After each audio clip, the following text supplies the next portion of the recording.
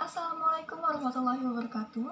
Saya Mutiara Sofwa akan membahas materi mengenai pengantar ilmu komunikasi. Dimulai dari pembahasan yang pertama, pengertian komunikasi. Komunikasi adalah proses penyampaian pesan dari satu pihak kepada pihak lainnya. Terdapat 7 unsur-unsur komunikasi, yaitu yang pertama, komunikator, orang yang menyampaikan pesan. Yang kedua, pesan. Yang ketiga, media, yaitu alat yang digunakan dalam menyampaikan pesan. Media sendiri dapat berupa media elektronik maupun media cetak. Yang keempat, komunikan, yaitu orang yang menerima pesan. Yang kelima, efek. Yang keenam, umpan balik, yaitu pengaruh penerima pesan setelah menerima pesan tersebut. Yang ketujuh, lingkungan, adalah unsur yang mempengaruhi jalannya komunikasi. Baik, kita lanjut ke pembahasan yang kedua. Komunikasi intrapersonal adalah komunikasi yang terjadi pada diri sendiri. Proses komunikasi intrapersonal terdiri dari 6 proses, yaitu yang pertama sensasi, adalah tahap awal proses penerimaan informasi yang diterima oleh alat indera manusia. Yang kedua, asosiasi, merupakan proses mengetahui terjadinya suatu peristiwa. Yang ketiga, persepsi, adalah kegiatan untuk memahami informasi berupa objek dan pesan. Yang keempat, memori, yaitu proses penyimpanan informasi dalam individu. Yang kelima, berpikir, yaitu kegiatan untuk memahami dan memecahkan masalah sebelum mengambil keputusan.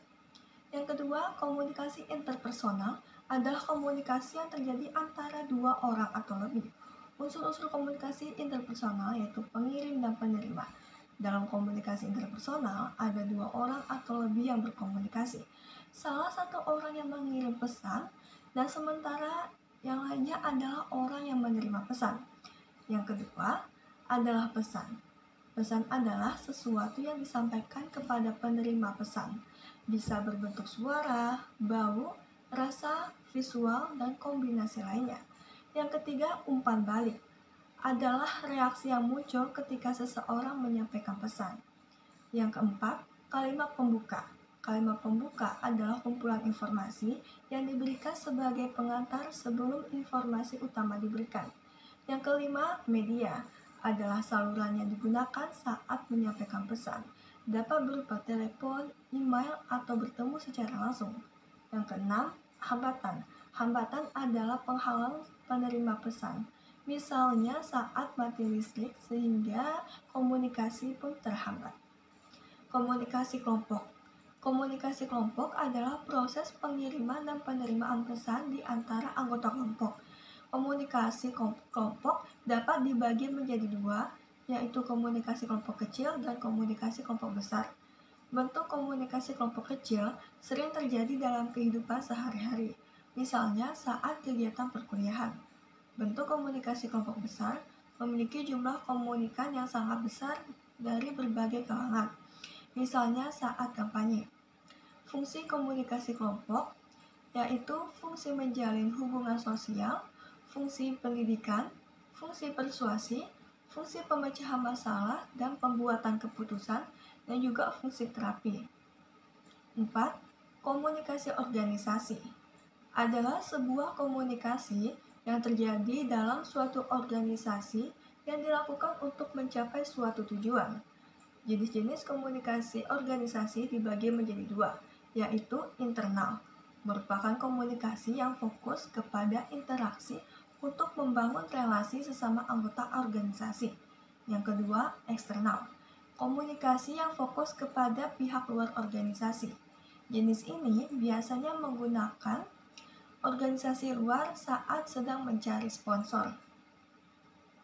Kemudian fungsi komunikasi organisasi. Yang pertama, fungsi informatif, fungsi regulatif, fungsi persuasif, dan juga fungsi integratif. Yang kelima, komunikasi massa. Komunikasi massa merupakan komunikasi yang ditujukan kepada orang banyak, yang dimana penyampaiannya melalui media massa dengan mengharapkan adanya hubungan timbal balik. Fungsi komunikasi massa. Yang pertama, fungsi pengawasan. Fungsi pengawasan dibagi menjadi dua, yaitu 1. Pengawasan peringatan, terjadi ketika media massa menginformasikan tentang ancaman. Yang kedua, pengawasan instrumental, yaitu penyampaian atau penyebaran informasi yang memiliki kegunaan atau dapat membantu khalayak dalam kehidupan sehari-hari. Yang kedua, penafsiran. Tujuannya adalah media ingin mengajak para pembaca atau pemirsa untuk memperluas wawasan serta membahasnya lebih lanjut. Yang ketiga, pertalian. Media massa bisa menyatukan anggota masyarakat yang beragam, sehingga membentuk pertalian berdasarkan kepentingan dan minat yang sama. Yang keempat, penyebaran nilai-nilai. Fungsi ini juga disebut sebagai fungsi sosialisasi, mengacu pada cara di mana dan individu mengadopsi perilaku dan nilai kelompok. Kemudian 5, fungsi hiburan. Berfungsi untuk mengurangi ketegangan pikiran khalayak dengan melihat tayangan hiburan pada media massa. Yang keenam, komunikasi lintas budaya. Merupakan komunikasi yang dilakukan oleh dua kebudayaan atau lebih. Tujuan komunikasi lintas budaya adalah untuk mengurangi tingkat kesalahpahaman serta ketidakpastian yang bisa menimbulkan konflik lintas budaya. Karakteristik komunikasi lintas budaya.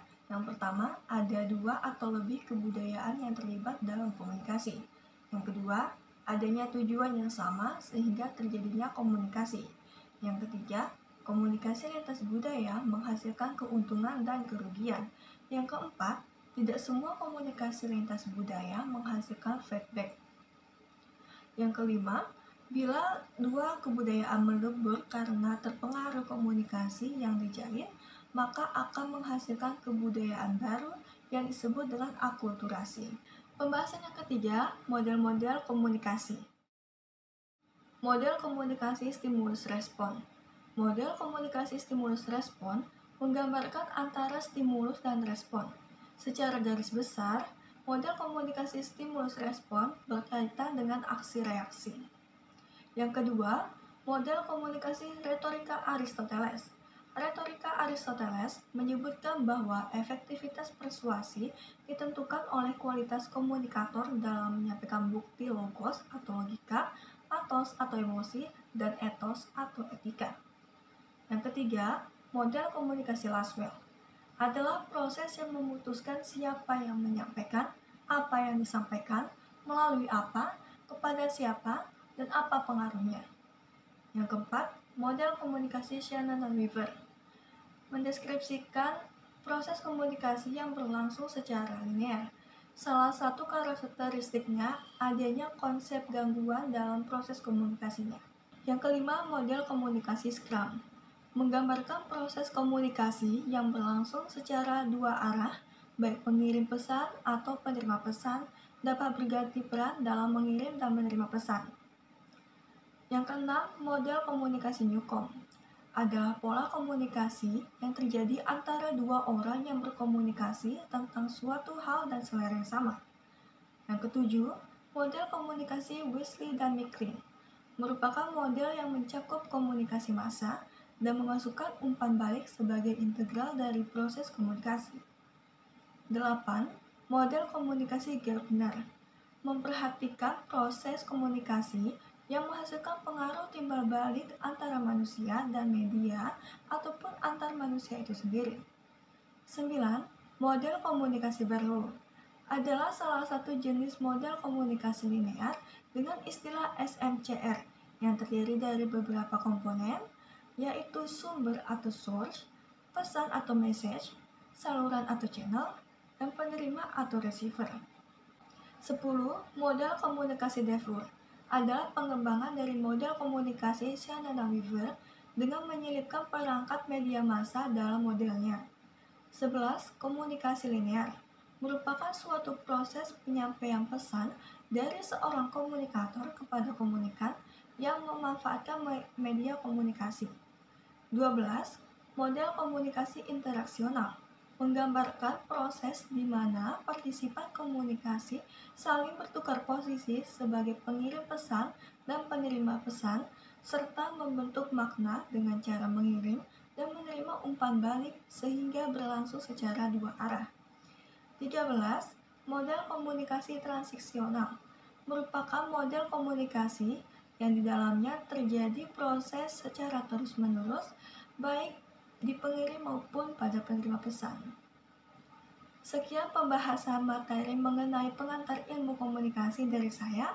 Wassalamualaikum warahmatullahi wabarakatuh.